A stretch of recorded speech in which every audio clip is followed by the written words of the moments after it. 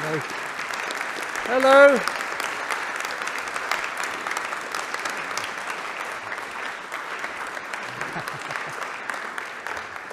Well, I can only be a crushing disappointment after an introduction like that. Thank you very much. I just want to have a look at you for a minute. There's some real old friends here who've rocked up from many different dimensions of my life. So it's such a treat. In some way, we're still emerging from lockdown somehow, the profundity of it. So I never take it for granted a moment like this. I'm really pleased to be here. It's one thing to write a lecture, and it's another to be asked to come in on a particular theme. And as Emma said, I had this experience a few months ago. I was coming to the end of a book. I was proofreading it. It was a Sunday morning. I was in bed, and suddenly a sentence wrote itself through me. And the sentence described entirely, I mean, Emma just gave it to us, what the book was about. But rather disturbingly, I realized this was what all my work is about. Every experience of beauty is preparing us for eternity. Now, there's a lot of trouble in that sentence. There's trouble with the word beauty. There's trouble with the word eternity. We have millions of different associations with it. And I'm not here to bang another polemic into the room whilst the world is shuddering with polemics this very day. But I am here to take my imagination for a walk in public, to risk it. So what I'll do is I'll read for about 20 minutes or so. And you know, some of you have seen me before. You know I bound around like an excitable hare once I get started. So please indulge me in that. And then I have been asked, petitioned in fact, to tell a story. So you will get a story. So let's begin with the idea of beauty. And when I thought about beauty, I thought about the fact that there's trouble with it. There's at least two types of trouble when it comes to beauty. One is rather wonderful. It's what the Irish call the right kind of trouble. And if you are somewhere between the age of 40 and 103, and you're not in some kind of trouble, then something's gone horribly wrong. So the right kind of trouble we're going to get to, and that's really what this lecture is about. But we'll start with, for me, the really problematic area of the notion of beauty. That we may think, when we hear the word beautiful, we have generic, ornamental, and even vacuous associations with it. And also, I don't know about you, but most of the time I don't feel very beautiful. I feel that I failed that audition when I was very young, and that is something that exists for other people in some elevated consciousness somewhere else. So beauty is a long-resolved set of ideals that create a hierarchy of value, and they don't have nuance and they don't have depth. They are a kind of elitist glitter that in the end, it makes us hate our own bodies, and we create cooker-cutter movies and buildings and clothes and general mindset. So what I'm getting at is it is not beauty as some kind of inner realization. It is a vacuous rule of thumb. So that's the kind of thing that gets us folding our wingspan to hide our appearance. Now, I have stolen that line, in a way, from Rainer Maria Rilke, the poet. Think about this line. Rilke says, "Wherever you are folded, there you are a lie." Wherever you are folded, there you are a lie. And so as we get older and we feel less and less beautiful, our wingspan becomes much more, we're covering ourselves. There's so much shame in the tank. So I'm interested in the uncurling of a wingspan, and that probably comes from many years working with younger people. So I don't like the kind of beauty that I've just described, because it's really beauty is tyranny, and it is going to create a long, dragonish tail that it drags behind it. For beauty like that to thrive, this is important, it has to diminish anything that is not it. For it to thrive, you have to feel not beautiful in its presence. It is always hungry and it is always starving.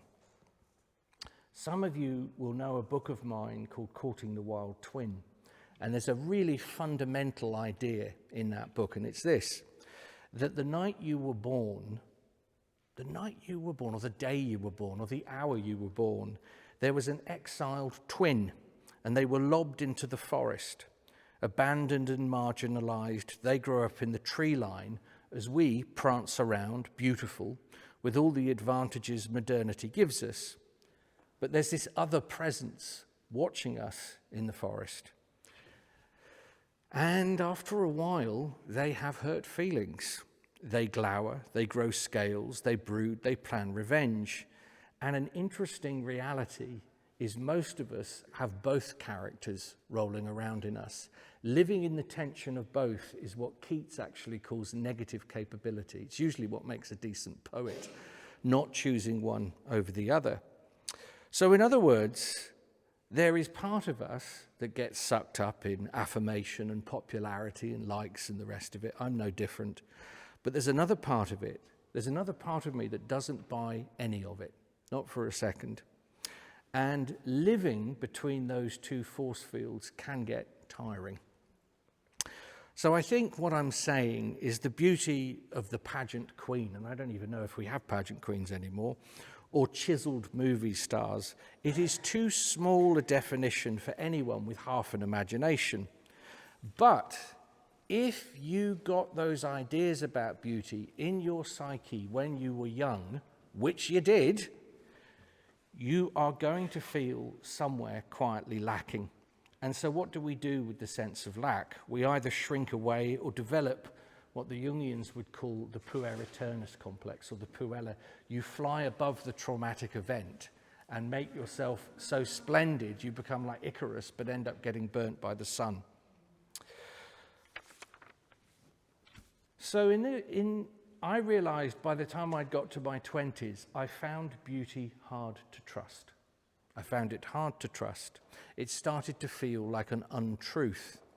So this, beauty number one, is the kind of thing that I think we would be wise to wake up from, to be unspelled by. And this is not the kind of beauty I'm going to be talking about for the rest of the essay. The problem with this definition is I think it is inhibiting, depressive, constricting. It is a grubby enchantment and not to be encouraged. Having parked that over there, now we get to the good stuff. Some of you will know a story called Tristan and Isolde. Tristan and Isolde, all the action takes place in the West Country, where I come from. And in Tristan and Isolde, Isolde herself is described as having a beauty that makes other people more beautiful when they see her. That is radical. That's the business of being a saint. And what's lovely in the story is it's not specific, really, about what in Isolde is beautiful. It's not necessarily her hair or her eyes or her cheekbones. It could be the way she laughs, could be the way she plays her harp. But somehow, being in her orbit, and they say being around Isolde was like the sun at midday. You yourself were raised up in some way. So that is a different type of beauty. And I also want to mention someone else. There's a man in Irish myth called Diarmait of the Love Spot. Now, Diarmait has a mark on his face that most of the time he keeps hidden. But when you get Diarmait really excited, his hat will move, you'll see the mark, and I'm afraid you cannot help but swoon for the boy. You can't help it. It's not personal. It's just part of how he rolls. It's part of his way in this world. I thought about this today, and I realized that, do you know what it's like when you're in the pub or you're in a cafe and you're with a friend and you're having a half-interesting conversation, but you suddenly hit a thread of something they're really interested in. It's not a sophisticated pleasure they've learnt to enjoy. It is a primordial thrill of the soul. It's what James Joyce calls aesthetic arrest. And suddenly your friend, who 1 minute goes out the window, is animate, their arms are moving, their eyes are open, and as the Irish would say, beauty has them. Not they are beautiful, but beauty has them. It moves through them as an energy that then comes out and changes the energy of everybody around you. In the early stories, actually, of the Irish saints in particular and the West Country saints, the thing that really qualified somebody as a saint was less did they levitate or go days without food or were constantly sort of trying to sublimate their creaturely body, which I'm not a fan of. No, it was, did you feel different when you'd been with them? Was there more hope in this world? Was the hope sophisticated and radical and beautiful? Did it make you feel, as Rilke says, that you have to change your life? Because that's what a good poem does. That's what a good human being does. Anyway, I'm already off-piste, forgive me. So that's Dermot. So when Dermot speaks to us, something cracks open. And this is a kind of beauty that's really diverse. It is diverse as a weather pattern or the movement of birds. This is beauty as an eruption from the interior, not an outer set of visual conditions. Beauty in all its unexpected, diverse, this is one of my favorite words, quixotic manifestations. So this is a different kind of trouble. And the reason this is still qualifying as trouble, maybe more trouble than the first, is because it brings consequence with it. It brings consequence with it. I've said for years, reverie leads to participation. Reverie leads to participation. It shouldn't just be a warm, fuzzy, funky thing. I think we're slightly mistaking beauty for simple pleasure at that point. And I'm a fan of pleasure too. But beauty, I can identify it because it asks something of me. It actually asks something of me. When I see somebody and beauty has them, I know it for these reasons. I glimpse something that seems to stand behind them and that they somehow stand for. They stand for something. They are earning their name. Now, I know that is an old, chivalric, archaic thing to say, but I absolutely do not apologize. I think it is the business of becoming a grown-up that you begin to figure out, what is my name worth? What little corner of the world or what little idea am I going to put my shoulder to in these few years that I have on this planet and really try and do something with it? How do I walk a path that has beauty in it? So to be infected in such a wonderful way may bring trouble to our door. So this kind of beauty is what I would call the waking up kind. This kind of beauty is the becoming a real human being kind. This kind of beauty makes you unpredictable. This is important. It makes sure that you don't swallow fake news from your own psyche. Fake news from your own psyche. I mean, most of us are fairly alert to the trance states that are coming at us from social media, but the notion that you could entrance yourself very, very quickly, okay, that's something to think about. Am I doing this partially to myself? And what are the conditions of my day? Gary Snyder, the poet, always says, master 24 hours. There's nothing more complex than that. Track your emotional states, your crescendos and your drops during a day and attend accordingly. So beauty matters in myth. And the most beautiful characters are often not the most immediately pretty.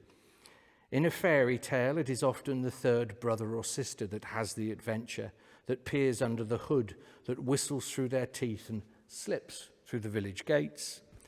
They are often smudged with ashes. They're plain. They're not the most eloquent or invested in. And their journey with beauty is going to involve some kind of, oh, I like this. This is the good thing about writing stuff down.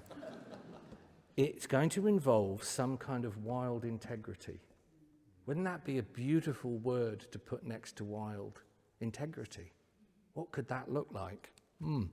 So this is beauty not as an inherited frozen mandate, but something site-specific and rather delightful. It's a beauty that is subtle in origin, snorting and stomping and leading us on. And another thing about beauty is, I think, the appearance of things. When you look at something, there are things there are things here that are visually beautiful. Now, when I was younger, because I didn't trust beauty anymore, I became very skeptical about the visual appearance of things. I found all the beauty I needed. Some of you are either too young or too old for this next comment. I found it in something called a mosh pit. I don't know if ringing any bells, but I found it in a mosh pit. Because life is a contact sport, a mosh pit is very much a contact experience, and that felt, in that swirl, like truth. It felt true to me. It was telling me something. And as I got older, that moved mercifully into flamenco. But you can't hurry it. You can't hurry it. So appearances matter, things made well. I briefly talked with a man called James Hillman. Some of you will know Jim Hillman. And Hillman always said, a thing made by hand is a really delightful thing to witness.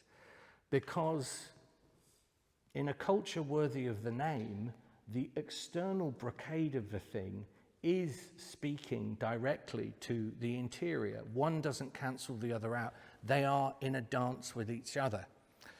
Years ago, I wrote a book called A Branch from the Lightning Tree, and the one sentence in that book anyone ever remembers is the one I'm going to give you now. Wildness is the dance partner of discipline. Wildness is the dance partner of discipline. I have a lot of friends that are in touch with their freaky wild self, and I celebrate that. But then they're saying, and now I'd really like to find out actually how I could go through the difficult labor of that's my job. That's actually what I do. Well, that's going to involve discipline. Maybe that'll come in the questions later. I won't say too much about that now. So, beauty. Some of you remember the handless maiden. And in the story of the handless maiden, there is a young girl who loses her hands. She has suffered profoundly. And here's the great thing about the handless maiden. In that story, she grows her hands back in a community of other women. You want to let that wonder land. In other words, she's not remote, heroic, slaying a dragon in a wood, all on her lonesome forever and ever. That's not the nutrition you need to receive from this story. She actually comes across these, I say this in a very respectful way, wild old girls who are living in the forest, and they're called wood sisters. And the Wood Sisters, this is what they said. They said, look, we have deep religious feelings, but we can't quite face becoming nuns. I don't know if this rings any bells. I've got a lot of warm feelings towards the religious life, but there's just a couple of things in there that need a bit of a tweak. So she gets pulled into the company of these women, and over time, mysteriously, her own hands grow back. It's the most fantastic thing. I say that as the dad of a teenage girl. So she has grown her hands back in the daily but mystical bustle of actually living with others. Way over in the Grail stories of King Arthur, there's a crippled king, and he cannot heal, and everybody tries everything esoteric and magical and mystical. I'm, again, improvising here. They're ramming ayahuasca down him and have a bit of datura, and have you tried a Vipassana retreat? But nothing works. Nothing works until someone actually sits with him and says, what's wrong? What is wrong? And in the depth and the simplicity of that, true healing moves into the world, and beauty in its way arrives. Tolkien said an interesting thing. He said it's one thing to have something, but to lose it and then find it again is far more profound. So that's my invitation this evening. I'm not finishing, I've only just started. But it just occurs to me, what is going to be your recovered thing in the years you have left? What is going to be your recovered thing? Because it's waiting for you. It is your exiled twin, I suppose. Something recovered has another kind of resonance to it. A process like that gives us a glimpse of what it means not just to behold beauty, but to make beauty. It becomes an active principle. It becomes a way of being in the world. Now, I'm not famous anywhere for digging into the etymology of words, but I will at this moment, because one of the associations with the word beauty is Anglo-French, beaut, and that means, wonderfully, not just attractiveness, but goodness and courtesy. So it has a relationship to how we behave, and how we behave can be refined over time, thank God.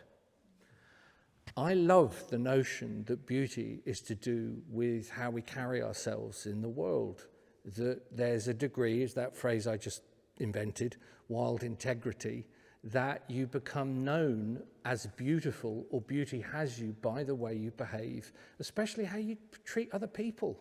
You know, here's some religious genius for you from the Irish.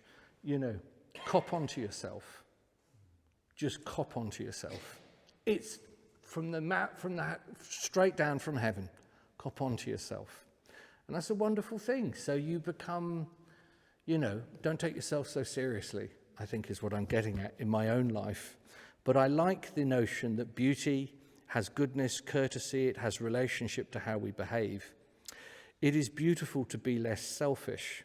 Beauty as an ideal, of course, changes over time and also culture to culture. Culture as a word is connected to coller, which means to dig. So there's a few gardeners in the room, I can tell. I would suggest we dig into goodness. We dig into courtesy. As I've written many times before, this is the difference between a courtship and a seduction. We should enjoy this. So, in these last paragraphs, I've been petitioning for beauty as an encounter which provokes good, healthy trouble. Not bleak civilized standards, but an upswelling of soul that changes the temperature of everything around it. So we should have more beauty in our relationships, our homes, our lives, and the better, I say. I have a friend, and he has a room in his house, and in this room, everything was made by hand. Just a little thing. But there's this room he goes into, and everything, the bed, I didn't say well, because he made them.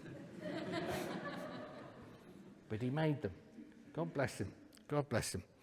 So the more beauty, the better. I don't want to tell you what beauty is, though. I'm not interested in doing that. Oh, where are my notes, as usual, are doing what they do. They move around. This is important, probably the most important bit. Edgar Allan Poe, remember him? Edgar Allan Poe says this about beauty. He says, beauty is not a quality, it is an effect. Beauty is not a quality, it is an effect. So that's how we notice its arrival. It's what Poe actually called an elevation of soul. And it requires a free-range relationship to what personally thrills and deepens you. You may spend hours marveling at a chipped tooth, or a loosey-goosey train of thought, or some show of character that brings an unbidden swoon to your day. It can be absolutely, quietly ordinary. So, I was sitting there in bed, and this line came. In every experience of beauty, we are being prepared for eternity. So, using the parameters I've just riffed upon, beauty as a way of being in the world prepares us for eternity. So now we get to a really mad word, eternity. What on earth am I talking about? Without consulting this evening any priests, any rabbis, any sadhus, any hedge-dwelling shamanic characters of any description, without first fact-checking any weighty religious texts, I mean this when I say eternity. Ready? Where we go when we die. That's it. And there is a limit to what I can say about this, because I hope you've noticed I am a living writer, not a dead writer. And almost everything I've read on the subject, I couldn't quite hang my heart on much as I'd like to, because it is essentially beyond my ken. It's beyond most of our kens what happens in that place. I'll come to this in a bit, I've been around a lot of friends dying recently, so this is why it's so present for me. Many of you will know the work of the extraordinary Ian McGilchrist. And if you know the matter with things, if by any reason you got defeated, get to the last chapter.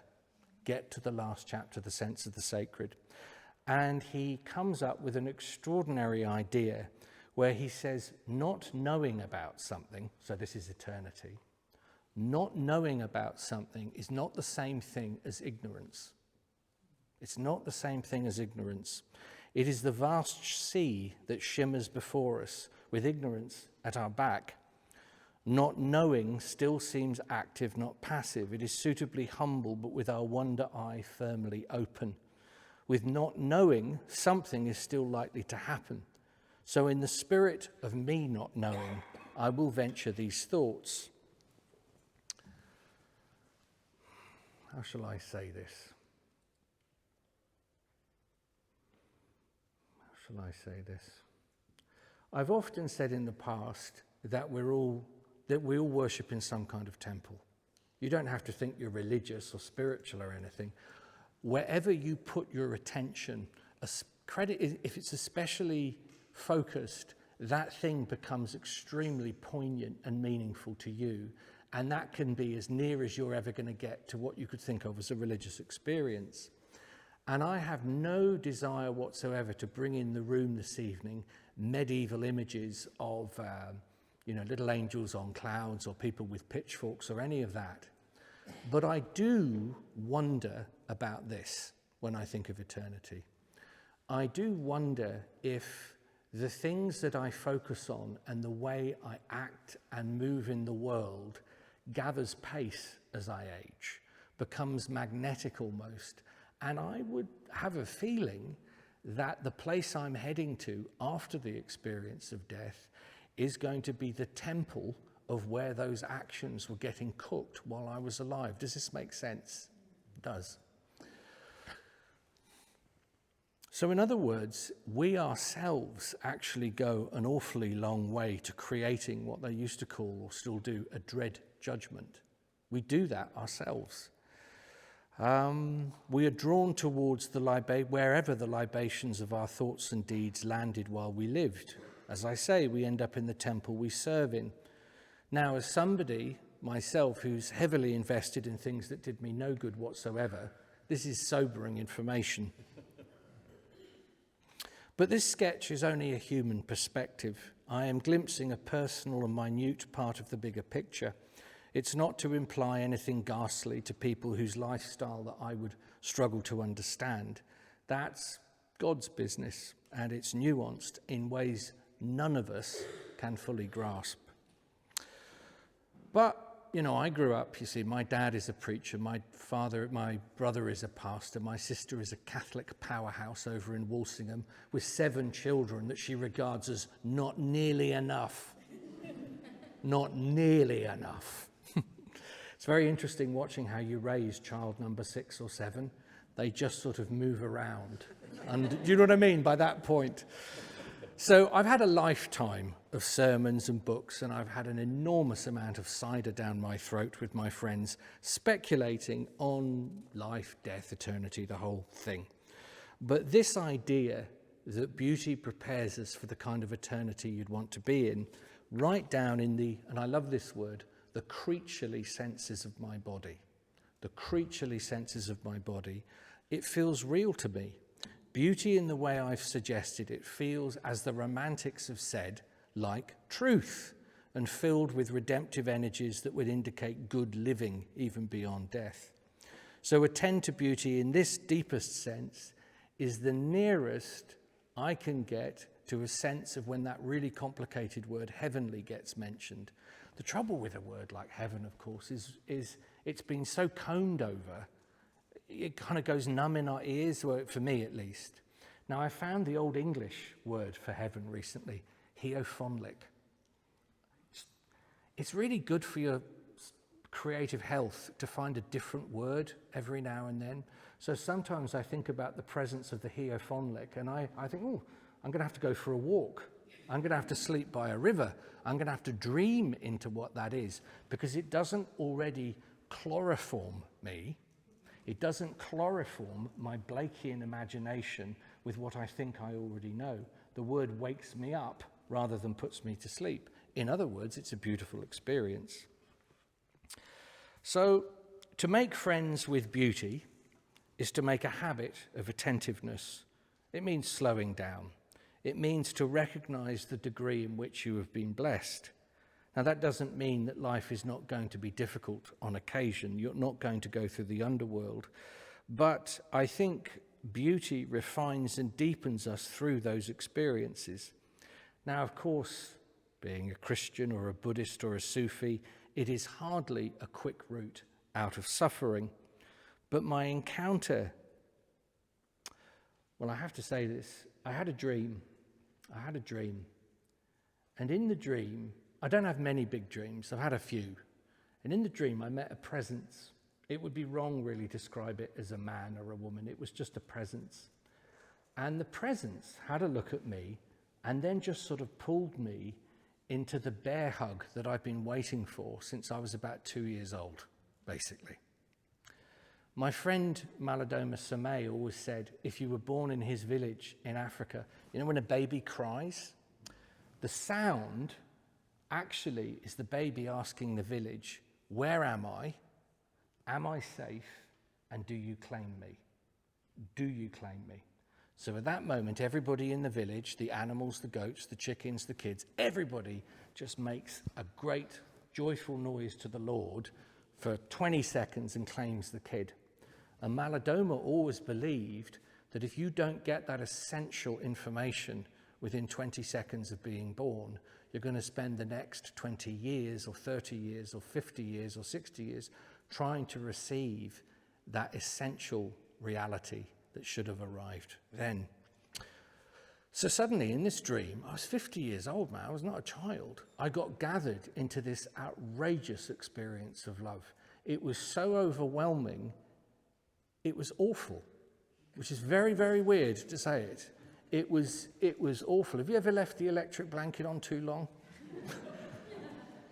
You know, it was really overwhelming.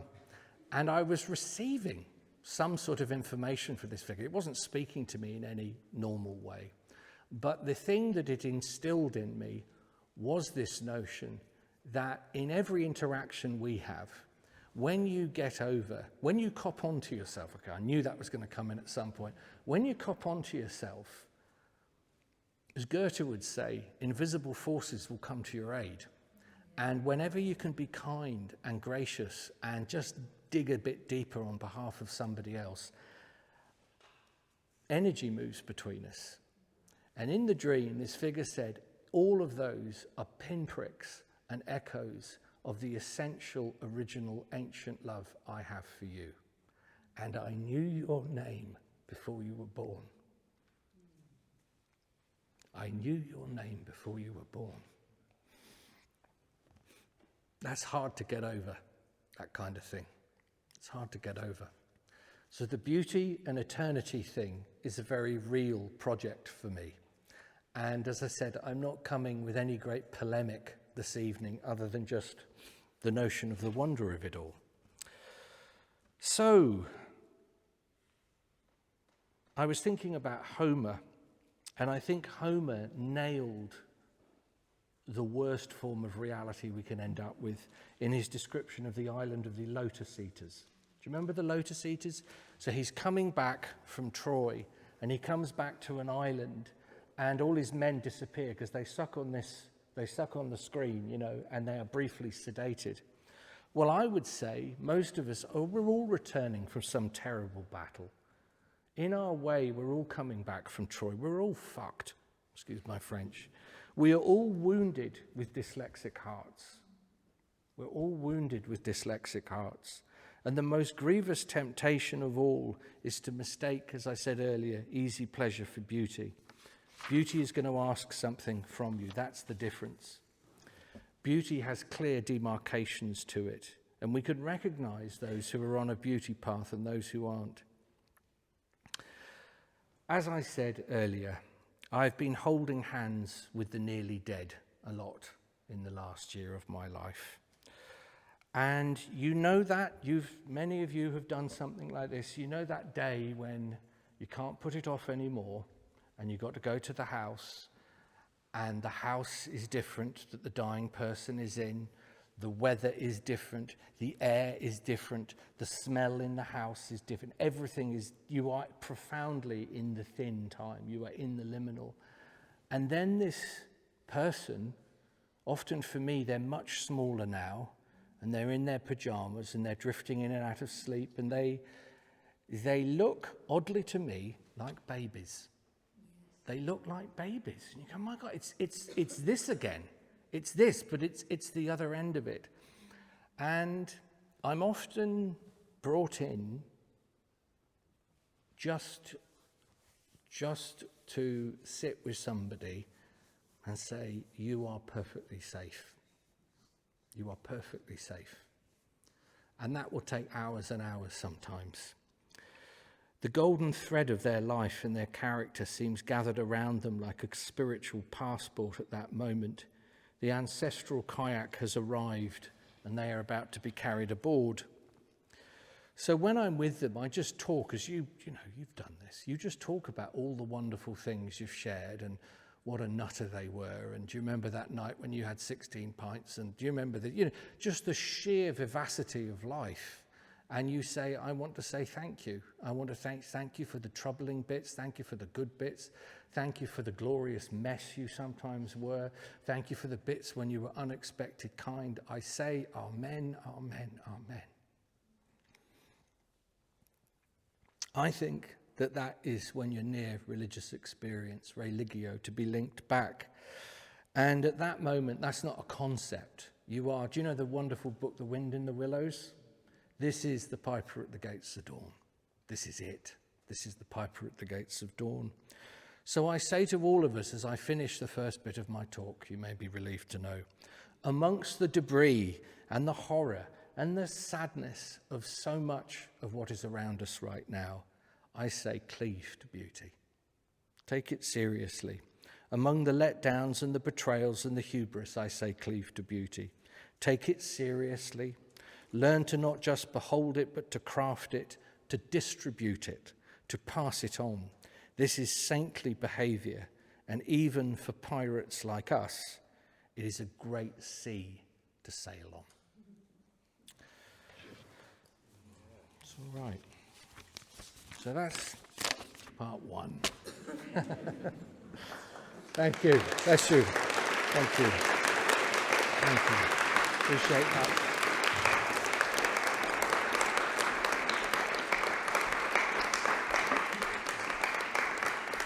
So, a story.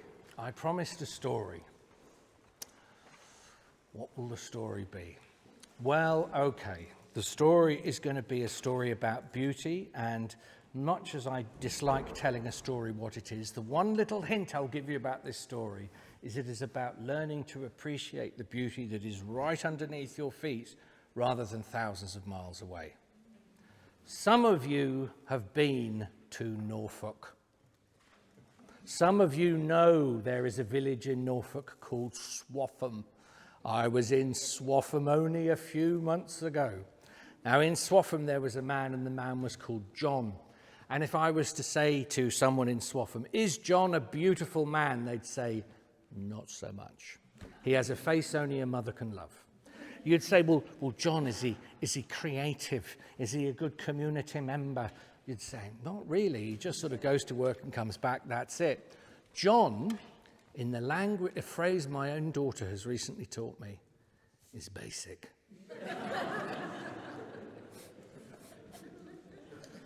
He's basic. But this is the night where everything changes for John, because John had a dream.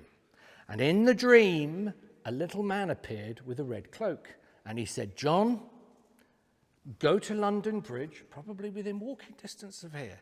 Go to London Bridge where something good will happen. Now wake up. John woke up from his dream and he looked at his wife. His wife was profoundly asleep. You know when you're deep asleep and you've worked hard and you're really pleased to be asleep. And he looks at his deep wife and he thinks, there's nothing my wife likes more than when I wake her up for a bit of dream interpretation.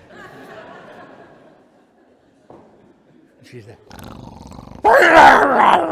And he says, he's seen her like this before. And he says, I'm sorry, can I tell you my dream? And she says, well, spit it out. It's happening now. And he tells her the dream. He said, I had a dream. A man came and he said, go to London Bridge. Something good will happen. What could my dream possibly mean? I can't fathom it. What are its Gnostic implications? Its esoteric vibrations? And she said, oh, you're an idiot. It's the simplest dream I've ever heard. Go to London Bridge and something good will happen. It's a no-brainer. He goes to sleep. He has the dream, the whole dream again. Have you ever had a double dream? Like it happens again. That's mad. And it's so super clear.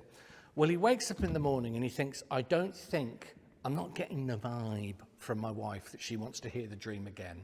So I'll take to the paths of Swaffham and I'll ask everybody I find what they think of the dream. So the longest day in Swaffham's history begins. He goes to the candlestick maker and he asks him what it means. Goes to the butcher, he asks her what it means. Goes to the tattoo parlour, there were tattoo parlours even then. Goes on and on and on, even to the hairy barista. Keeps going. Everybody responds really the same way. It just seems a very, very straightforward dream. I'd go for it. It is the end of the day. It is dusk. In fairy tales, everything happens at dusk or dawn. In Devon, we call this period of time the Dimpsey time. It is the time between dog and wolf. And at that time, at the end of the village, still with me? Come on. The edge, you just have to check on occasion. There is a dilapidated church. And the church now, the roof is falling in, and there's more crows in the church than there are people. Everything is kind of on the angle of the dangle. But there is this spectral figure that is the priest. And he has cold, watery eyes and long, slim hands. Actually, as I'm standing with you now, it's a bit of the Nosferatu. Anybody been to see it? Ringing any bells? There he is, the Nosferatu priest. He's inside and there's crows swirling around him. And the lad, John, comes up and says, I had a dream. Can I try the dream out on you? And the priest listens. And he says, well, it seems a very simple dream to me, but the reality is this failing church doesn't need dreams, it needs visions. It needs to be galvanized. We need committees. We need to figure out, we need to nut out with the daylight part of our brains how we bring this church back to health. There are conversations like this going on all the way through the Church of England at this exact moment. The whole thing is sort of collapsing. What on earth do we do? But I don't want somebody coming in with prophetic dreams. What have dreams got to do? They're not even biblical. And he says, I think they are biblical. And he says, no, off you go. I'm pleased to say that the lad decides, with his wife's advice, to go to London. He's going to London Bridge. He's going to have the adventure. Something good will happen. So the next day, he sets out from Swaffham for a decent walk, as you will know, all the way to London. He has his sandwiches. He's got his little flask with him. He's got some coins. Mercifully, he has a dog to keep him happy. He's got his little dog with him. Now, for the first 3 or 4 hours, John has never really left the district before. So he's walking through the lanes. Everything's very flat, of course, big sky country. And he sees the Norfolk smoke coming out of Norfolk chimneys in Norfolk villages, and Norfolk people are waving at him. And he still feels perfectly secure, and he's got money in his pocket. And he thinks, God, I'm a bit more of a traveller than I thought I was. I'm a bit of, was it Bear Grylls? I'm a kind of Bear Grylls, Ranulph Fiennes type of guy. I think I've got this whole travelling thing figured out. Well, of course, it's like your first, the first 3 days when you went interrailing in 1988. Oh, pride comes before a fall. The rain comes down, the lightning, he sleeps in a ditch. He gets cold, he gets miserable. Very, very soon, reality has landed on the lad, No one, he can't phone anybody. He's just got to see this thing through. He comes to a road, and the road is called the Gold Road. and he presumes this is because it's leading to London where fortunes are made. And he continues down the Gold Road with his dog, but he's losing his money. And the reason he loses his money, he meets a woman, and I don't know what this means. This is in the original story. She sells him a ticket to heaven. She sells him a ticket to heaven, and then he has less money, moving swiftly on.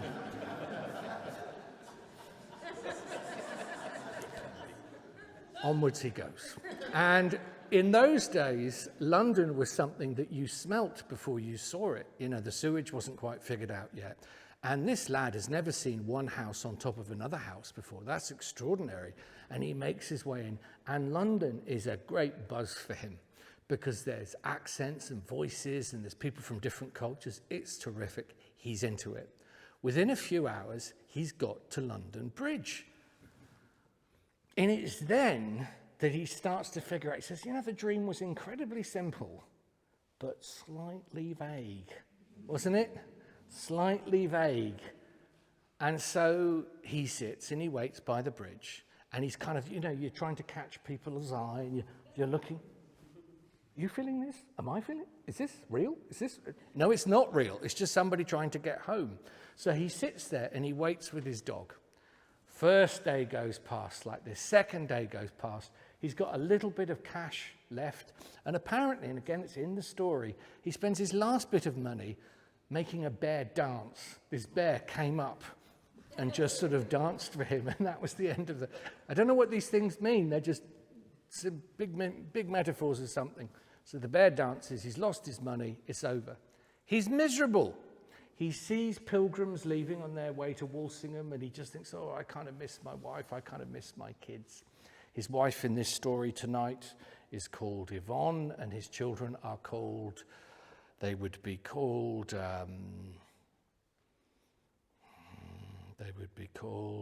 Hagar and Ichabod.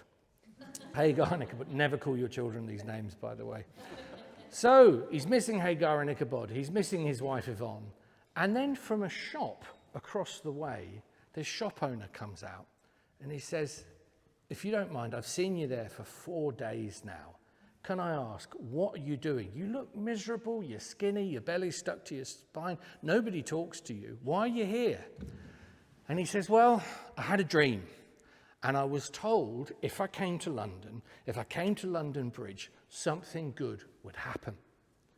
And the man looks at him and he says, dreams! Dreams! Dreams are for idiots. I had a dream only last night. And in my dream, I dreamt about a village called Swaffham. I mean, what village would be called Swaffham? That's not a real name. That's been made up by a storyteller. And in Swaffham, there was a man who was basic. So basic. And he lived in a cottage with his wonderful wife and his 2 kids, but there was nothing really going on in his life. But what he did not know was that outside, under the blackthorn tree in his garden, was if you dug underneath the tree, you would find a great pot of gold. There is more wealth right underneath that lad's feet than he could possibly know. Anyway, that's my dream, proving to you that dreams mean nothing. And John looked at him and said, yeah, I guess they don't. I guess they don't. So weird, though, isn't it? It's just so weird that it was Swaffham anyway. Oh, well, I'll just keep waiting here. Tick, tock, tick, tock, tick, tock, waiting for another dancing bear or waiting to be sold a ticket to heaven. And it was getting to the Dempsey time.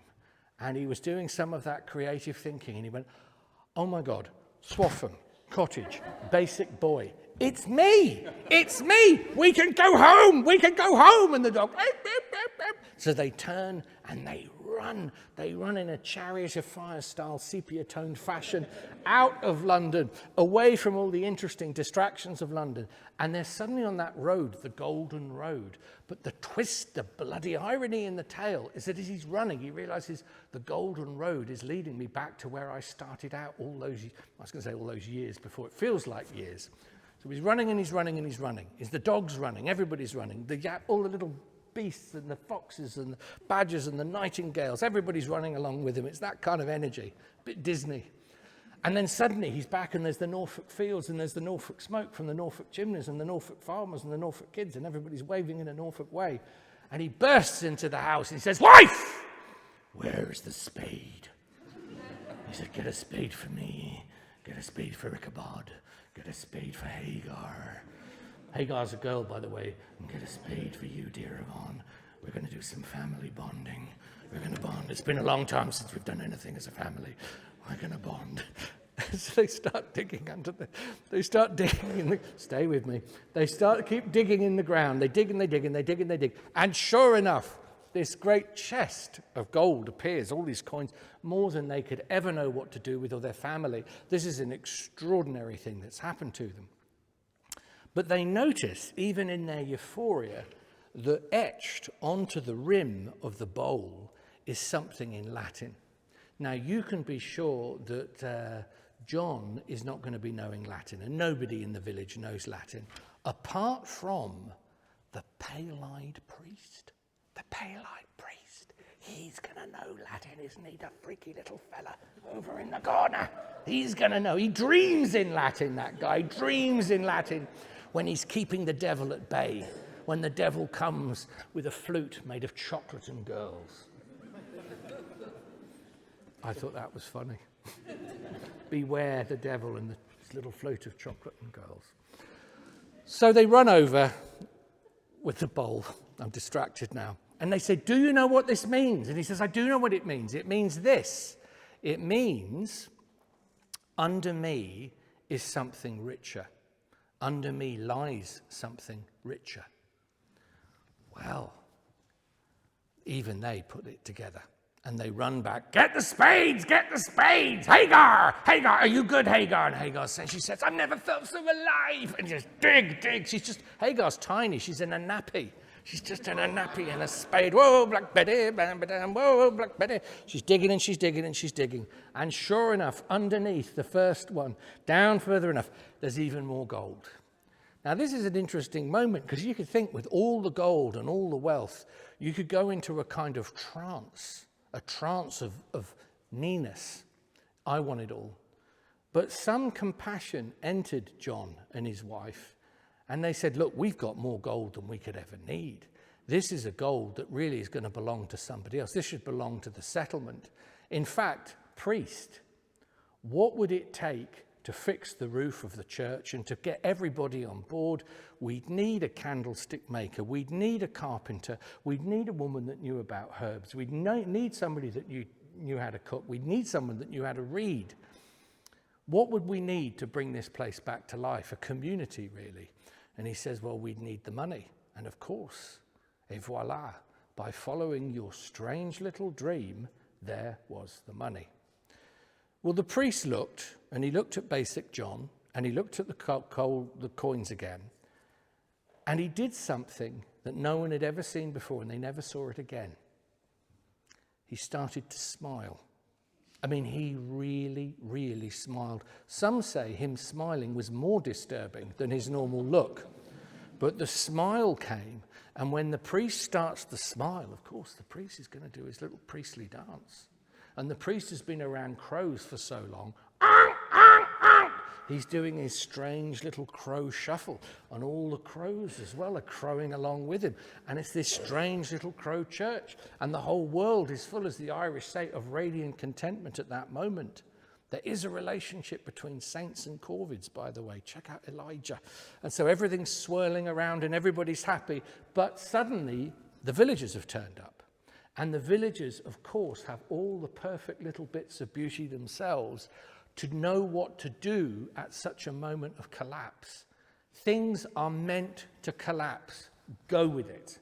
They're meant to collapse. And when they collapse, something wonderful can happen. And if they're so concrete and so pristine, no real energy can come in. So this wonderful moment happened where suddenly everybody's turning up with your bespoke, strange, slightly nutty little beautiful skill. And together, all of them began to build that church, that community, and that village back to life. Now, John lived a long time.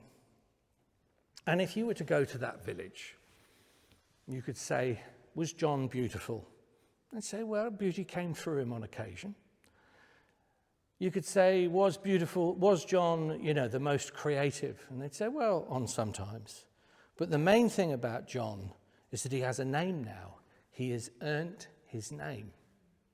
It is John of the Dream. And that is my story.